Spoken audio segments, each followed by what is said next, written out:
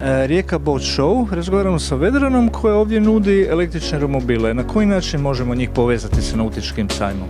Zato što su jako praktični u turizmu, možete ih ponijeti sa sobom na brod, na jedrilicu, na jahtu i kada pristanete na neki otok zaobići turističke atrakcije, otići do dućana, do kafića, do restorana i opet ga lako sklopiti i povesti sa sobom nazad na brod do neke druge destinacije. Jednostavno se pune na klasičnoj utičnici, tako da vrlo su praktični. Karakteristike su im da zapravo je vrlo jednostavna vožnja, svako ih brzo savlada, ali isto tako se i raspon kreće od slabijih do jačih obzirom na teren.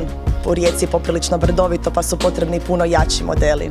Možete reći kako se kreće cijena otprilike, koji su to razmjeri cijena? Ajmo reći od 3000 kuna za normalan nekakav klasičan za ravni teren električni romobil pa sve do 20.000 kuna nadalje za ove stvarno ekstremne. I moramo pitati, pošto je zakonska regulativa još relativno, hajmo reći, neuređena, što vi kupcima kažete za koje potrebe, na koji način ih oni mogu koristiti? Za privatne potrebe da svakako treba paziti na ostale sudionike u prometu i prilagoditi brzinu kretanja.